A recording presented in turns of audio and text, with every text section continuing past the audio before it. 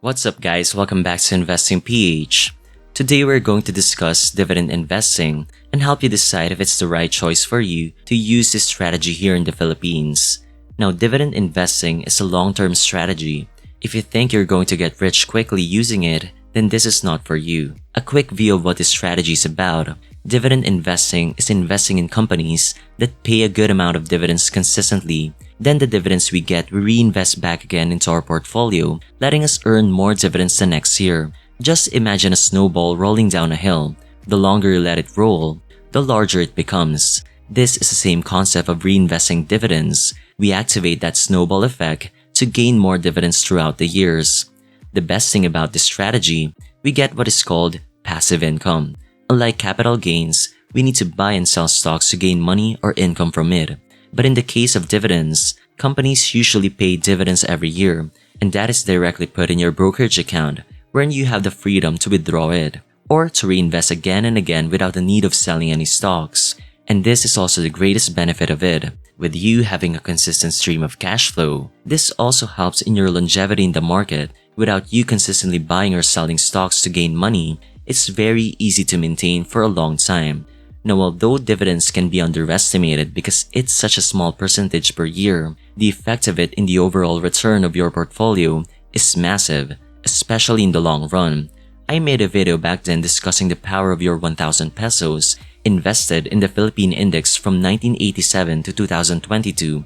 In the end, your total accumulated money is 432,000 and it has multiplied to 1.6 million. In 35 years, your 1,000 pesos investment a month made you a millionaire.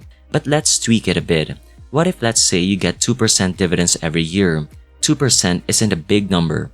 Now our index gives a far bigger yield than this. But let's just be conservative with our estimation. With 2% dividends reinvested every end of the year, the difference is quite big. Your 1.6 million would now grow to as high as 2.6 million pesos.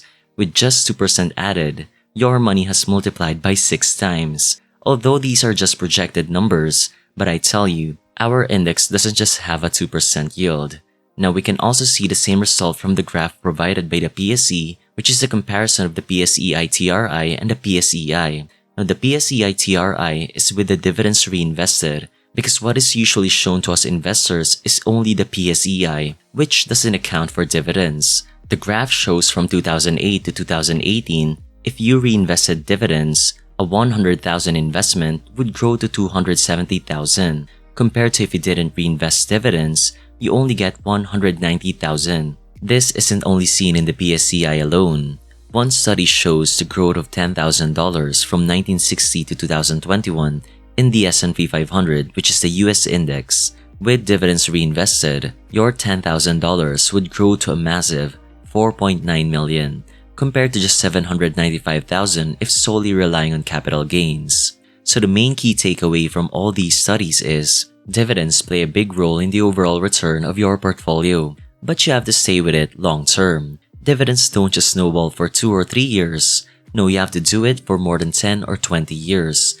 Now, one big advantage of using this strategy here in the Philippines is, if you look at the chart of the PSEI, there are a lot of years that our market just moves sideways, like 1997 to 2007 and again up to 2010. Imagine, if you invested during these times, the money you invested in 1997 would just break even in 2010. And this also applies to 2013 up to the present day.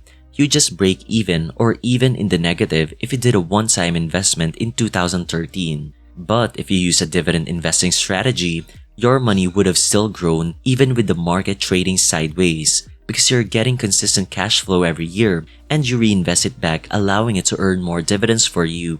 So even while waiting for the market to go up, you are still earning money. This for me is the biggest advantage of this strategy here in our market, knowing it tends to trade sideways for a long time. This I can see in my investments as well. I started investing in July 2019 and since then our market is still far away from recovery, even after 4 years. But even though it's like that, since I'm focusing on strong companies that are trading at a fair price and pay dividends consistently every year, my portfolio has already recovered, and it's all thanks to the dividends I reinvested. This is what I said earlier about how dividend investing helps you to stay with it long term. While I'm waiting for the market to go up, I am still earning and growing my money. And the dividends I get helps me to invest consistently in different period, applying the cost averaging approach.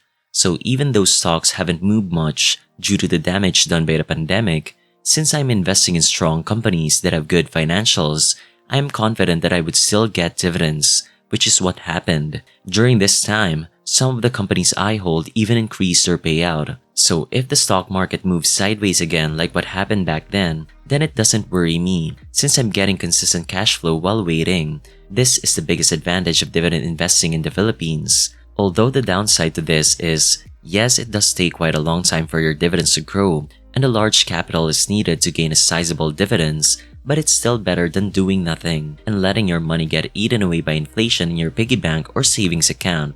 And the best part of it, you aren't just relying on dividends alone. There's always a huge potential that the stock price would rise in time.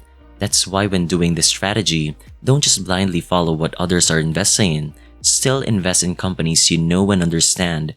Companies that have strong financials that you are sure would last for a long time so that you would get dividends consistently every year.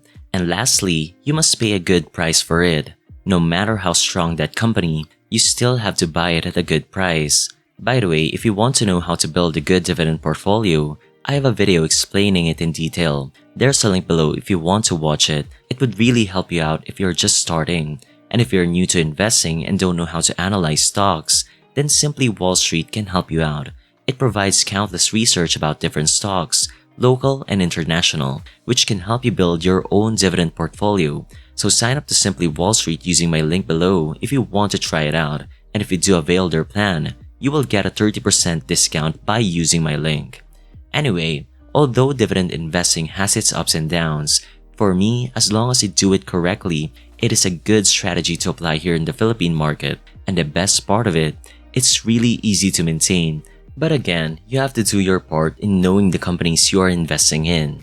So start rolling your snowball. There will come a time that your dividends would be big enough for you to be able to retire off of it. Just imagine sitting there, doing nothing, and still earning money, which is the best way to get rich. As Warren Buffett said, if you don't find a way to make money while you sleep, you will work until you die. So let your money work for you now, and dividend investing is one of the best ways to start. So I hope you've learned something from this video, and if you did and still haven't clicked the like button, I hope you do so before leaving. And if you still aren't subscribed, then might as well click the subscribe button as well to be notified whenever I post a new video. I talk about finance and investing, and I show a monthly update of my portfolio to show you that I'm also following what I show in my videos. So thank you, and see you in the next video.